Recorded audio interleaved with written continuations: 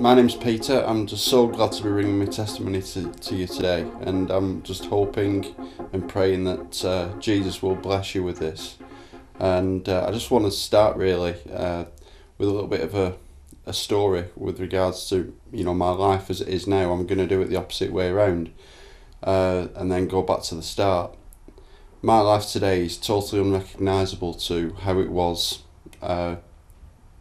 9-10 years ago. It's been an incredible journey, whereas today I'm working in a ministry with people that were of like mind to me, and I'm hoping to reach out and touch the lives of those that are suffering, the lives that are lost, and hoping that through me as a vessel of Jesus Christ that I can reach out and affect the lives of those that need Jesus to fill their soul.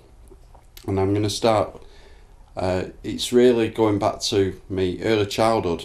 I was brought up in a home that had no concept of God in it whatsoever. In fact, using the word God or Jesus was totally and utterly not allowed in our home. I was brought up in a family of total unbelievers where alcohol was prevalent, and alcoholism was like a running thread through the family. And I was brought up into a life where alcohol was accepted as a daily part of life, and violence and deception and lies was basically how I lived. Basically how I was brought into life.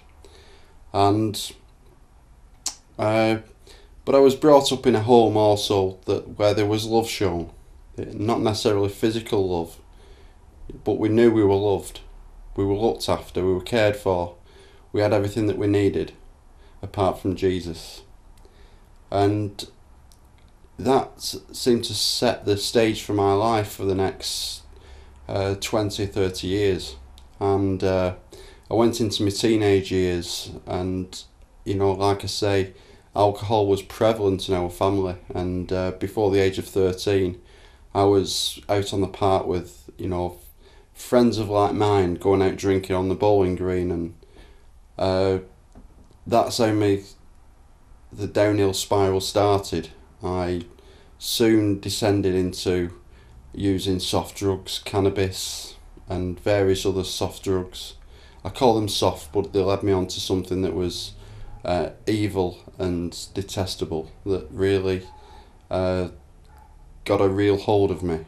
And things got even worse as my mother and father divorced. They divorced due to the alcoholism, the effects of alcoholism on my father, who was he was a violent drunk at times. He was living a double life, and the family split up, and I was caught right in between, and I descended into drinking and smoking cannabis even more. All my friends had deserted me by this time because my drinking habits were way off the mark. I wasn't happy with just a drink or two. I went over the top. I was getting arrested on a regular basis for various petty crimes, and it was the start, like I say, of a very, very downward spiral.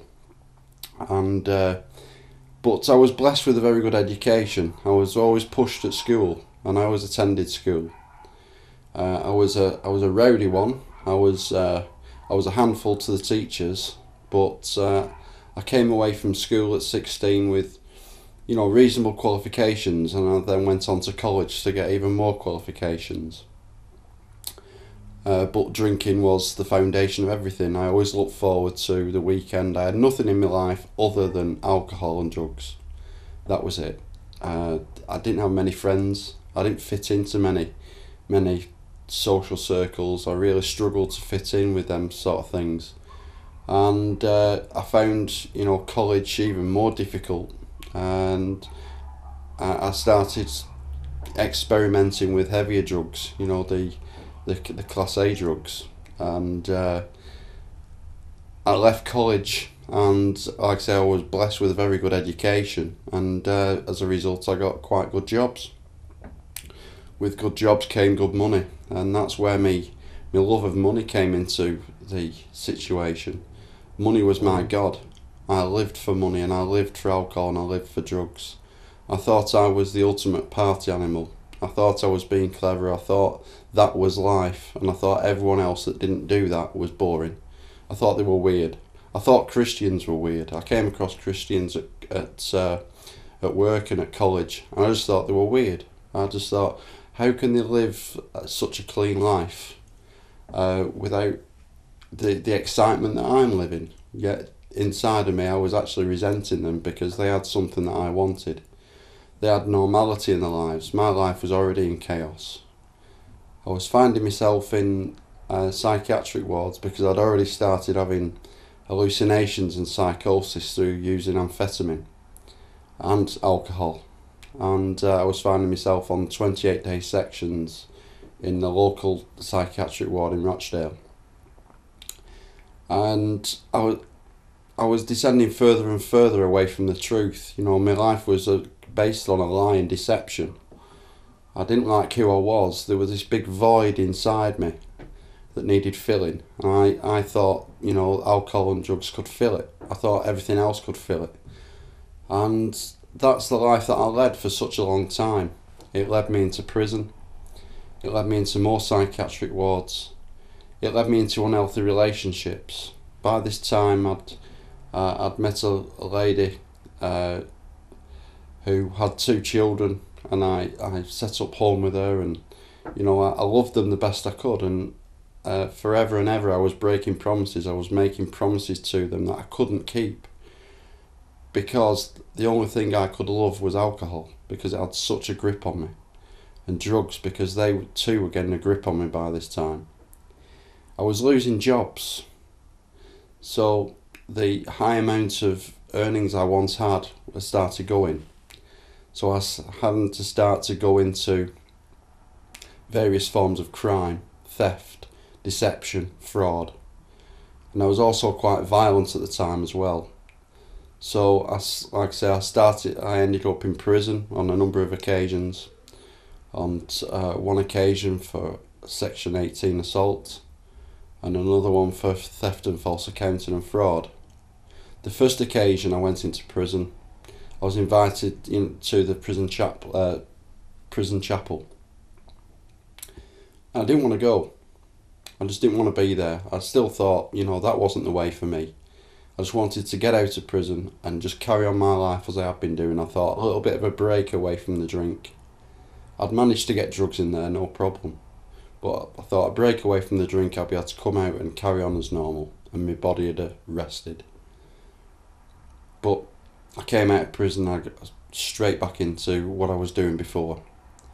I was back into the thieving, back into the cheating, back into the lying. And it was a life that was full of darkness. I didn't see any hope in my life. I didn't see any light at the end of the tunnel. And when I did see a light, it was a train coming the other way. And it was another pile of chaos round the corner.